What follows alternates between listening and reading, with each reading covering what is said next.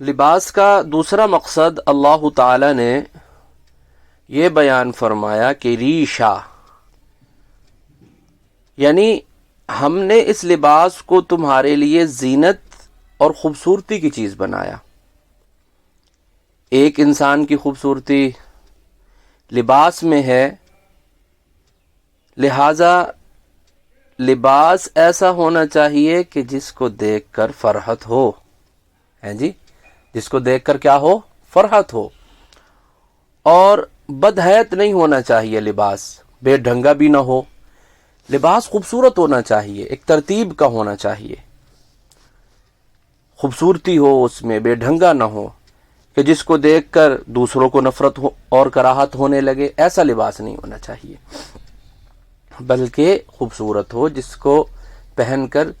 یہ ہے کہ اگلے کو بھی فرحت ہو، اس کو بھی کراہت نہ آ رہی ہو۔ تو بعض اوقات انسان کے دل میں نا ایک اشتباہ رہ جاتا ہے، ایک چیز رہ جاتی ہے کہ کیسا لباس پہنے۔ اگر بہت قیمتی لباس پہن لیا تو دل میں یہ خیال رہتا ہے کہ کہیں اسراف نہ ہو جائے،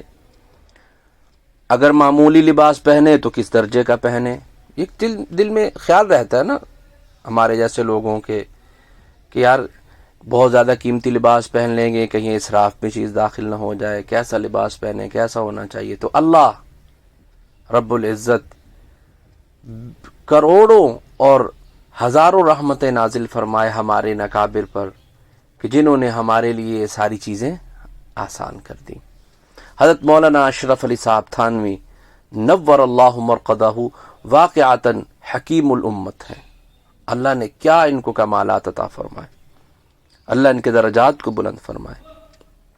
اللہ تعالی نے ان سے ایسا کام لیا، بلکہ عجیب کام لیا کہ آپ نے کوئی چیز بھی پردہ خفا کے اندر نہیں چھوڑی ہے، کسی چیز پر پردہ نہیں رہنے دیا، بلکہ اس تصوف کو اور اس سلسلے کو اور ان تمام چیزوں کو ایسا حل فرما دیا کہ جیسے 2 اور 2 4 ہوتے ہیں۔ اللہ ان پر رحمت فرمائے،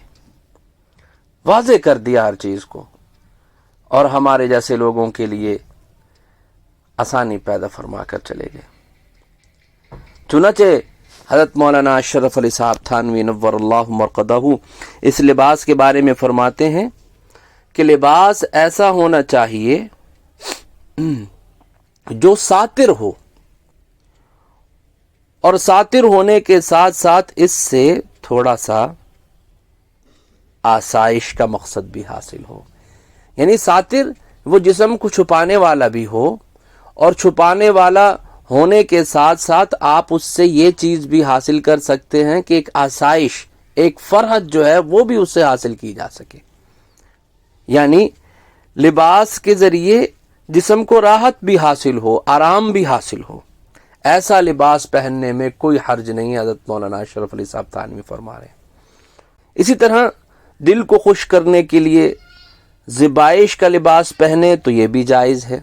مثلا ایک کپڑا 10 روپے گز ہے اور دوسرا کپڑا جو ہے وہ 15 روپے گز مل رہا ہے جی، ایک کپڑا 10 روپے گز مل رہا ہے اور ایک کپڑا 15 روپے گز مل رہا ہے۔ اب اگر ایک شخص 15 روپے گز والا کپڑا اس لیے خریدے کہ اس کے ذریعے میرے دل کو آرام حاصل ہوگا، میرے جسم کو راحت حاصل ہوگی، اور یہ بات بھی ہے کہ یہ کپڑا مجھے اچھا زیادہ لگتا ہے اور اس کو پہننے سے میرا دل خوش ہوگا، اور اللہ تعالی نے مجھے اتنی وسعت دی ہے کہ میں 10 روپے کے بجائے 15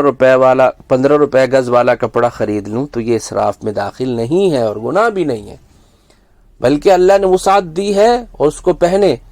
کہ اللہ نے مجھے یہ مال دیا ہے، میں اپنے جسم کو آرام پہنچاؤں گا، جب میرے جسم کو پہنچے گا تو میں انتہائی راحت کے ساتھ اللہ تعالیٰ کی عبادت کروں گا، تو اس میں کوئی حرج نہیں ہے، یہ اسراف میں داخل نہیں ہے، بلکہ گناہ بھی نہیں ہے اور شرعاً بھی یہ جائز ہے،